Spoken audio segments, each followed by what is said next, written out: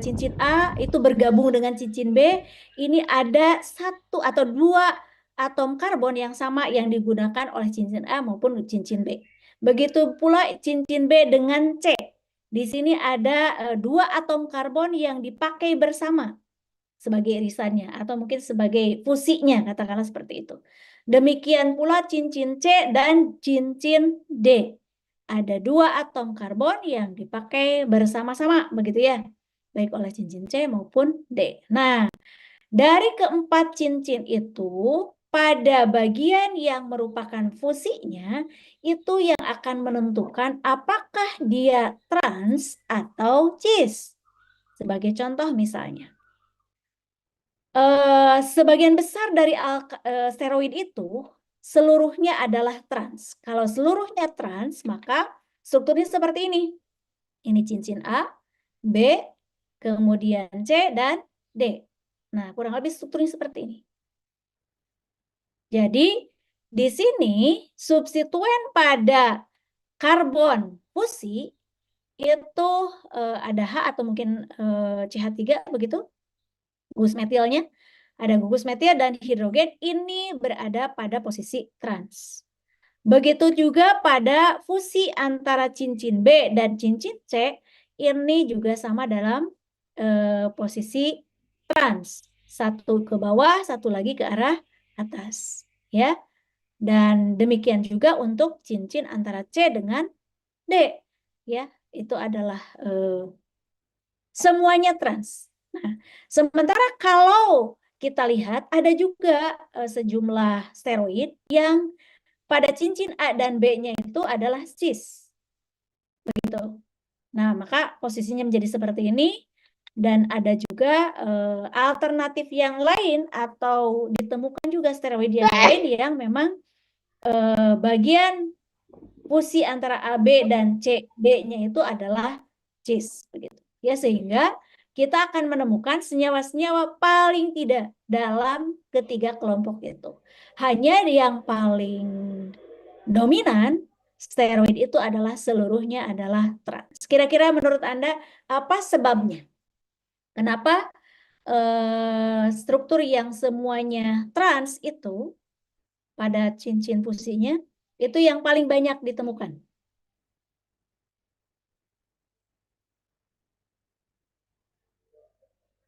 Kenapa demikian? Dina Dwi Saputri.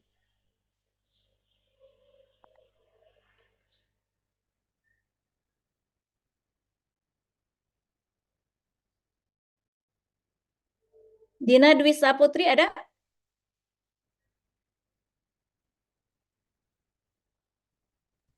Hadir, Ibu.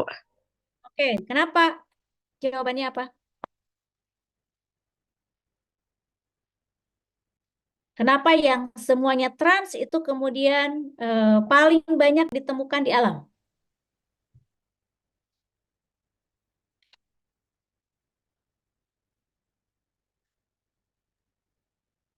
Karena lebih stabil. Oke, karena lebih stabil. Betul jawabannya. Coba untuk alasannya kenapa? Anda boleh bandingkan? Ya, ini adalah bentuk yang all trans itu, yang semua substituen pada cincin fusinya, fusi cincinnya itu adalah trans, begitu ya. Sedangkan ini yang cis, yang ada cisnya. Kenapa? Kalau trans semua kemudian dia lebih stabil. Afika? Ada Afika?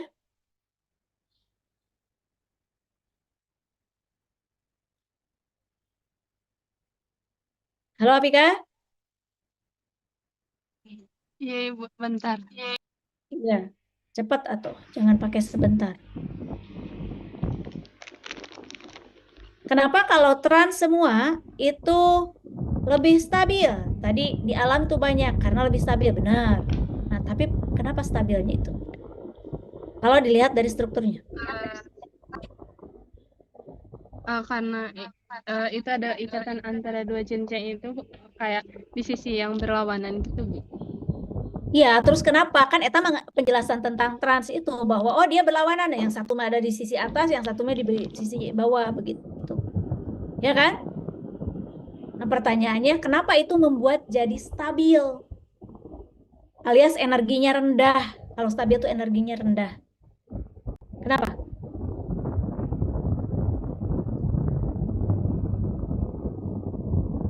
Kalau di dua sisi yang berbeda, berarti berdekatan atau berjauhan?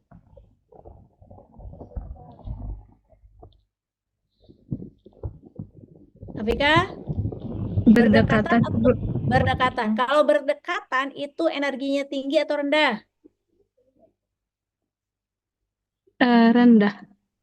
Hah? Berdekatan rendah, yang benar aja.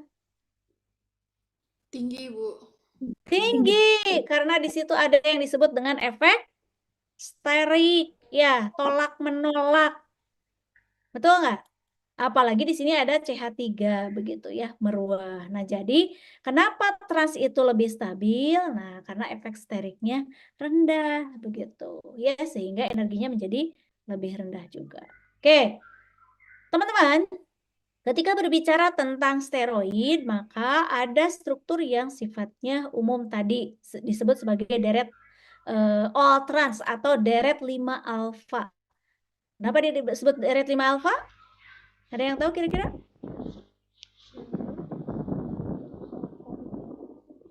Satu, dua, tiga, empat, lima. Nomor satu yang mana? Oh, di sini ya. Satu, dua, tiga, empat, lima. Nah, ini haknya ke arah bawah. Kalau haknya ke arah bawah, berarti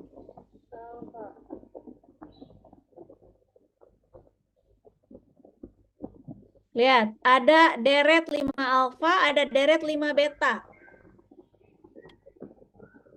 Kalau di H nomor 5 ini ke arah bawah, maka disebut sebagai deret 5 alfa. Sedangkan kalau pada C nomor 5, 1, 2, 3, 4, 5, itu maka dia disebut sebagai deret 5 beta karena di sini H-nya ke arah atas. Anda masih ingat kan untuk glukosa ada beta D glukosa, ada alfa D glukosa. Masih ingat?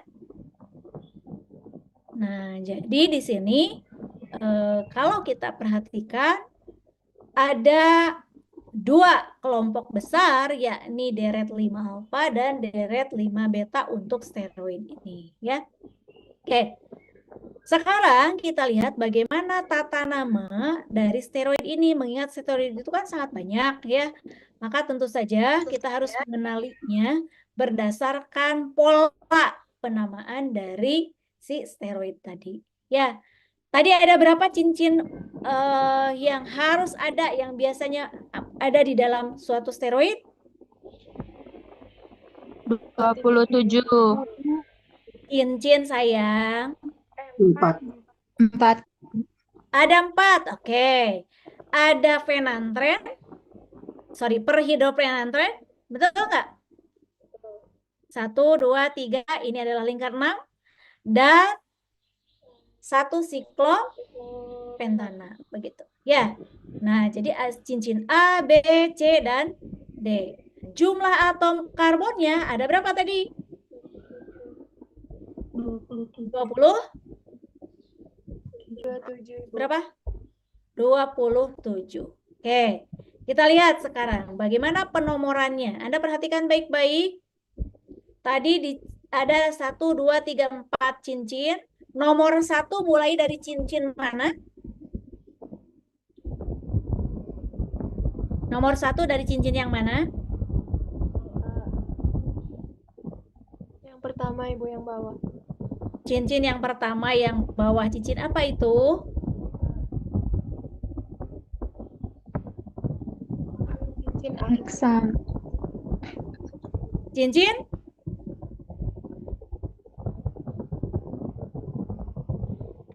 Halo, balik deh ke sini. Lihat. Cincin apa? Nah, ini yang merahnya. Coba lihat. Cincin apa? Cincin A, Ibu.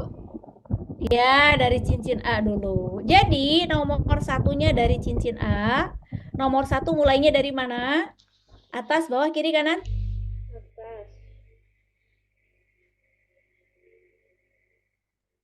Atas, Ibu. Bagian atas ya. Jadi dari nomor satunya itu cincin A bagian atas, kemudian ke nomor 2, 3, 4, 5. Berarti ini searah jarum jam atau berlawanan dengan arah jarum jam? Berlawanan. Berlawanan dengan arah jarum jam. Oke, 5, kemudian 6, 7, 8, 9, 10. Ya. Nah, jadi berarti dari nomor 1 sampai nomor 10 itu adalah cincin A dan B. Betul? Nomor 11-nya kemana?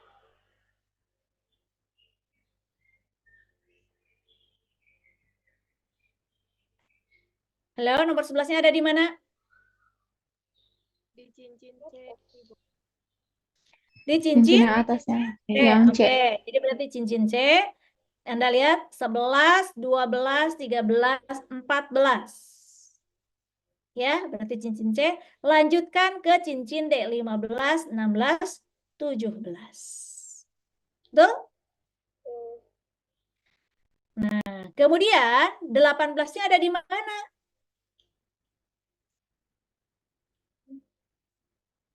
Coba 18-nya di mana? Metil. Metil yang mana? Metilnya ada 2, Dek. Yang di atas. Oh, ini. Yang AB. AB ini nomor 18. Nomor 19-nya? Di antara C dan D. C dan D. Ini adalah nomor 19. Oke, kemudian 20, 21, 22, 23, 24, 25, 26, dan 27. Ya. Oke, ini adalah penomoran untuk steroid. Nah, teman-teman, steroid ini ya, tadi nomor 18 itu ada di sini ya, nomor 19 ada di sini. Di antara cincin C dan D. Nah, jadi kalau kita mau mengelompokkan steroid itu sebetulnya kita tinggal cek dari C17, sorry. Ini kan ke-18 ya di sini. Nah, yang membedakan itu adalah di C mulai dari C19. Ya. Nah, kalau di C19 ini bukan metil tapi H, nah maka namanya menjadi andostan. Ya. Kalau misalnya di C nomor 21, mana 21? Di sini ya. Itu adalah C2H5, maka namanya adalah kelompok pregnan. Kemudian kalau di jumlah atom C-nya itu adalah 24 dengan C di nomor 19 itu adalah rantai yang ini, maka namanya adalah kolan. Lalu kalau 27 tadi ada kolestan, nah, maka Anda tahu kan kenapa namanya kolesterol. Berarti jumlah atom karbonnya ada berapa? Ada 27. Betul ya? Kalau jumlah atom karbonnya ada 28, di mana rantai sampingnya itu adalah seperti yang tercantum di sini, maka namanya menjadi ergostan, dan kalau 29 adalah stigmastan. Ya. Nah, jadi nama-nama ini sangat ditentukan oleh rantai samping yang mana yang kemudian dimiliki oleh apa namanya? Steroid tadi. Jadi yang dimaksud dengan rantai samping itu adalah yang ini, Dek. Jadi dari nomor 17 ya, bukan nomor 19 tapi dari nomor 17 dia apa? Apakah hanya H saja atau mungkin tadi ada C2H5. C25 berarti sampai nomor 21 di sini ya. Seperti itu. Atau sampai nomor 27 gitu. Oke? Nah, itu adalah penomoran dan juga penggolongan dari steroid berdasarkan jumlah atom karbonnya, ya.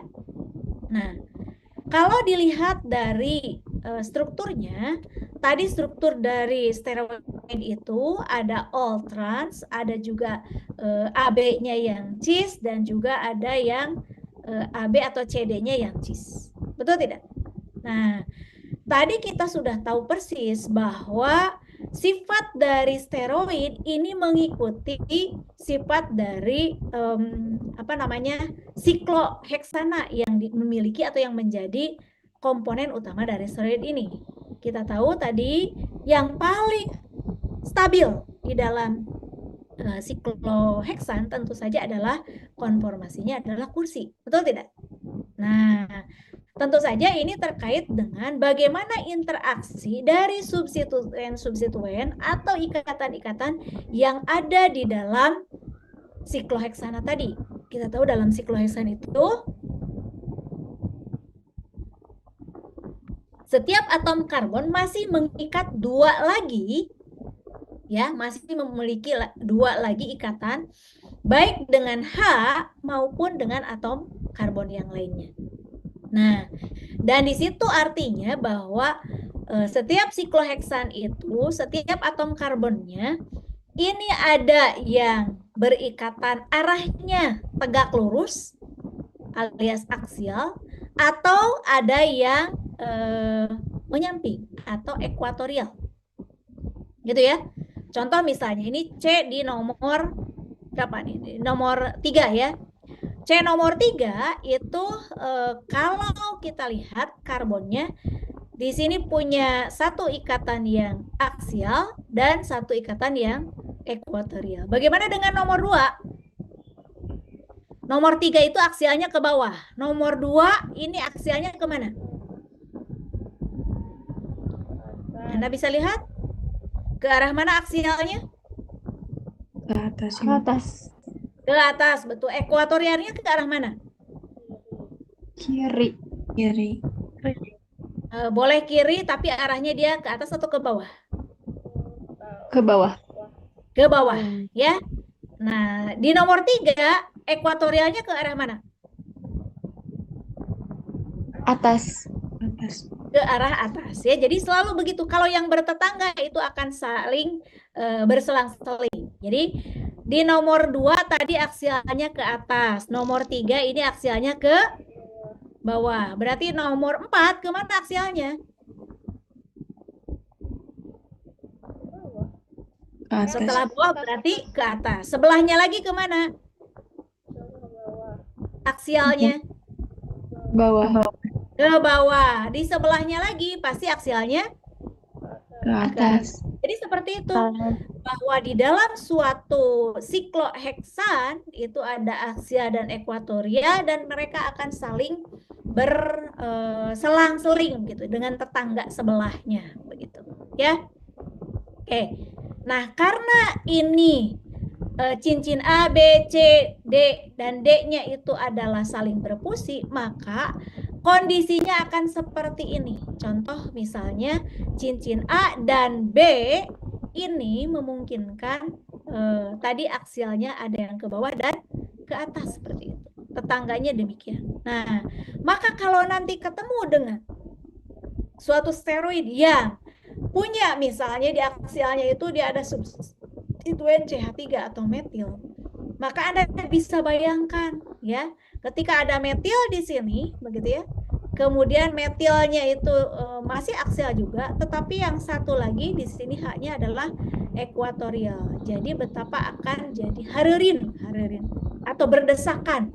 Dan kalau berdesakan pasti itu akan kaitannya dengan efek sterik. Ya, nah pengaruhnya tentu saja adalah kestabilan. Jadi kalau misalnya kita punya tadi cincin A dan B-nya ini adalah trans, di mana H-nya itu adalah ke bawah, metilnya ke atas. Itu kan? Nah, maka Anda perhatikan baik-baik. Metil ke atas nomor 1 di sini H-nya adalah ke bawah aksial, nomor 2 itu ke atas, nomor 3 ini adalah aksial tapi ke arah bawah. Betul nggak? Sehingga kalau kita lihat dari nomor 1, 3, dan 5, ketiganya adalah aksial. Betul? Nah, ketiganya adalah aksial, maka di sini akan ada yang namanya faktor, katakanlah yang menyebabkan timbulnya interaksi atau antaraksi 1-3 istilahnya, ya 1-3. Jadi di sini ketiganya adalah aksial dan ini akan menghasilkan substituen yang memang dia akan berinteraksi. Nah, kalau substituen yang ukurannya besar itu berada pada posisi aksial, nah maka ini akan menimbulkan tegangan pada molekul, alias bahwa si R-nya itu kemudian akan berinteraksi lebih tinggi, memberikan efek sterik yang lebih besar. Akibatnya kira-kira stabil atau tidak? Kalau molekulnya itu tegang, kira-kira stabil tidak? Tidak. Tidak. Nah, maka berarti energinya bagaimana? Kalau seperti ini, R-nya itu ukurannya besar, efek steriknya tinggi, stabil tidak?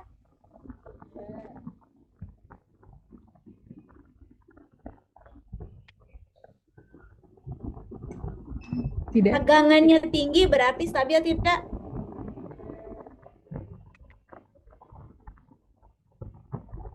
Sebut lagi. Ai Sri Rahayu, ai. Tidak, Ibu. Tidak, ya. Jadi kalau tegangannya besar, berarti energinya juga besar alias tidak stabil. Maka kalau ada substituen yang besar pada posisi aksial, ya 1-3 ini aksial, maka tentu akan tidak stabil. Dia akan segera berubah atau mencari posisi yang lebih stabil. Nah, gitu ya. Jadi dia akan berkesetimbangan dengan R yang posisinya adalah ekuatorial. Nah, kenapa ekuatorial kemudian lebih stabil?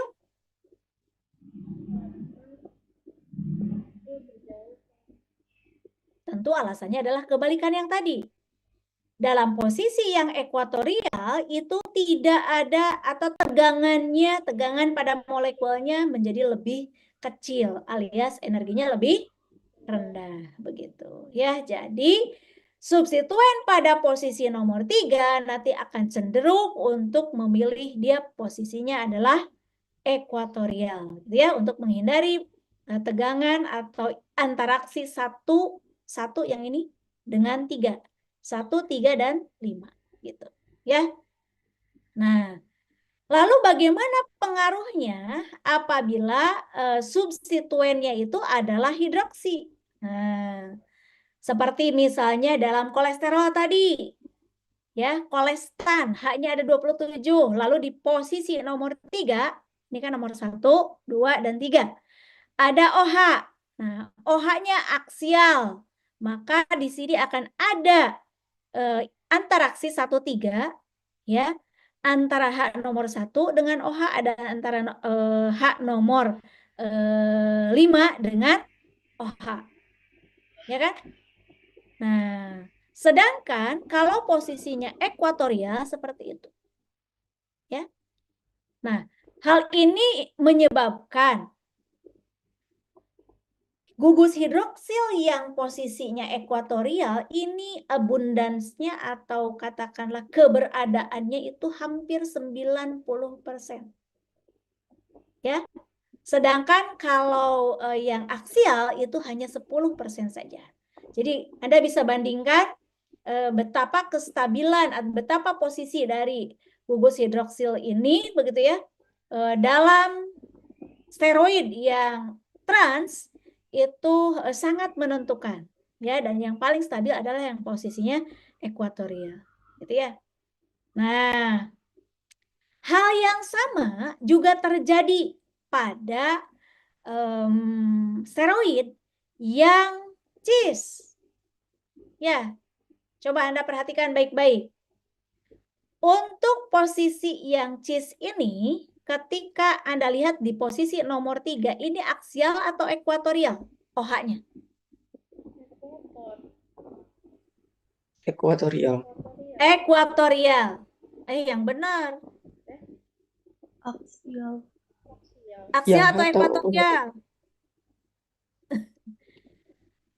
Yang H atau OH, Bu? Kenapa? Yang OH, OH. OH-nya aksial atau ekuatorial? Ekua, Nah, balik lagi ke sini. Lihat. Yang trans itu nomor 3 ekuatorialnya ke bawah. Betul tidak? Yang trans. Kalau cis, Anda perhatikan. Lihat. Cis itu berarti, lihat yang ini metilnya ekuatorial, aksial. Betul? Sebelahnya berarti H-nya apa? Ekuatorial. Ekuatorial yang ini. Sorry, ini akan aksial ke atas. Betul? Betul. Berarti yang B ini adalah aksialnya ke bawah kan?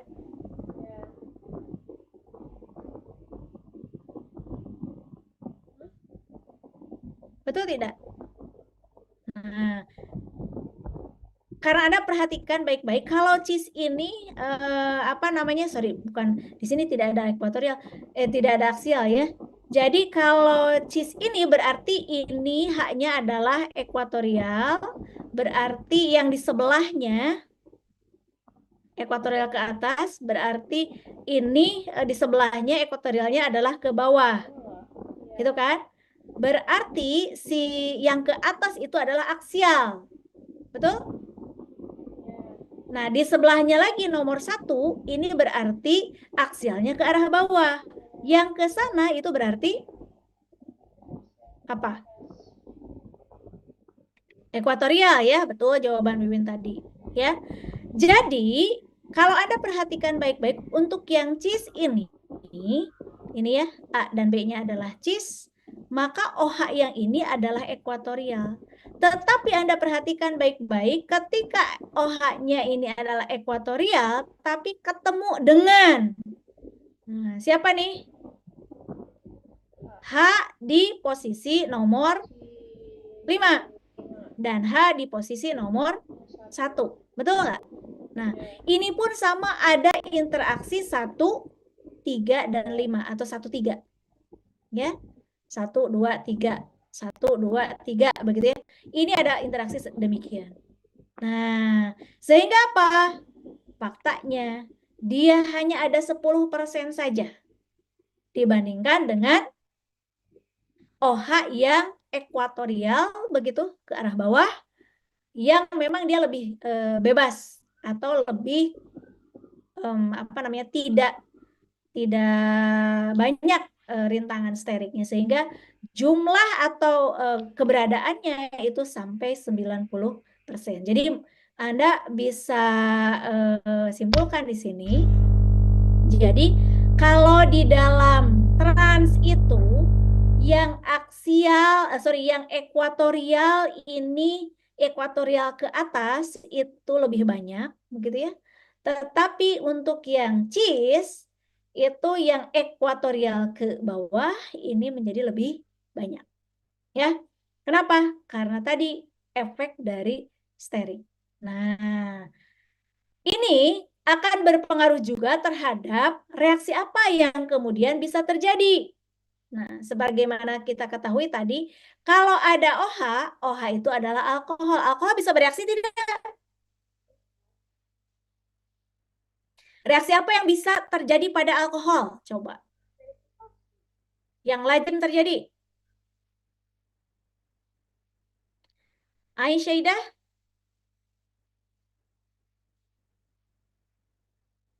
Reaksi yang biasa di alkohol itu ada reaksi oksidasi, Ibu.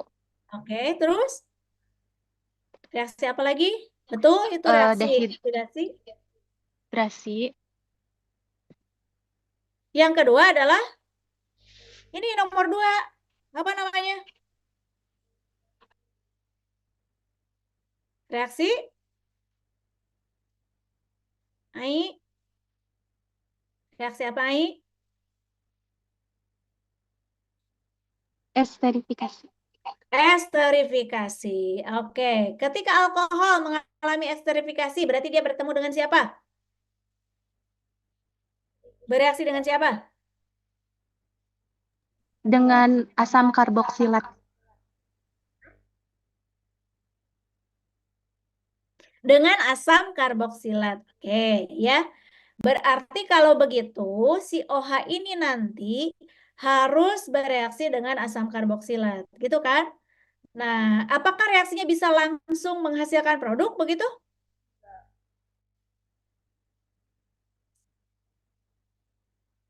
Atau dia berlangsung secara bertahap?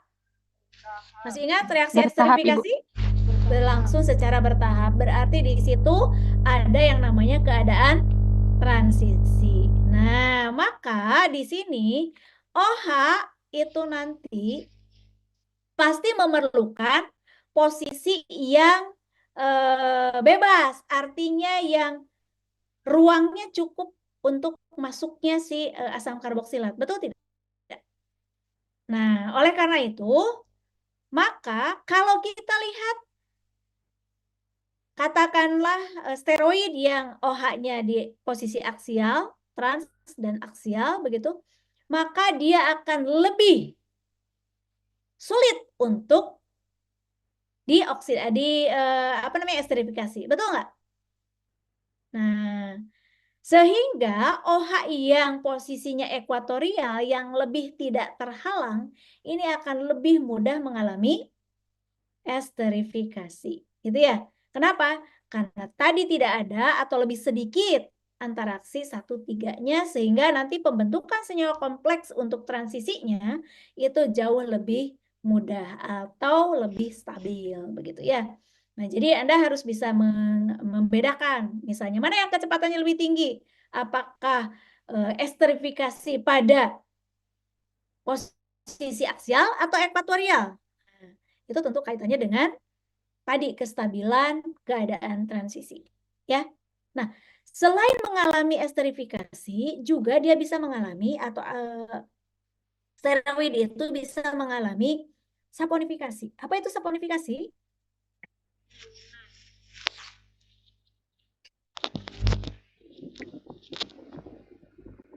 Reaksi saponifikasi. Halo? Masih ingat kimia organik 2? Pembuatan sabun. Berarti reaksi apa? Hidrolisis asam lemak. Hidrolisis apa? Asam lemak. Loh, asam lemak. Asam lemak itu kelompok apa? Triglycerol. Asam lemak itu kelompok dari Trigliserida, Bu. trigliserida teh naon? Kelompok apa? Lipid, Ibu. Aldehid, keton, asam karboksilat, ester. Ester. Ester, tapi ester dari trigliserida gitu ya. Nah, jadi reaksi saponifikasi itu hidrolisis dari ester. Sama kan? Dia dalam suasana basah. Maka kalau membuat sabun, maka Anda harus menyiapkan basanya apa? Apakah NaOH atau mungkin KOH? Yang jelas harus ada basa. Gitu ya. Dihidrolisis sehingga menghasilkan apa? Ini apa? ROH berarti Alkohol. alkohol. Dalam sabun biasanya disebut gliserol gitu kan? Nah, itu adalah hasil sampingan dari proses penyabunan dan di sana ada sisa dari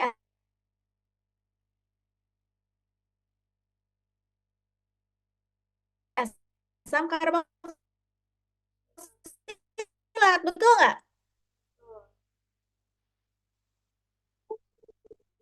Nah, berarti kalau kita lihat dari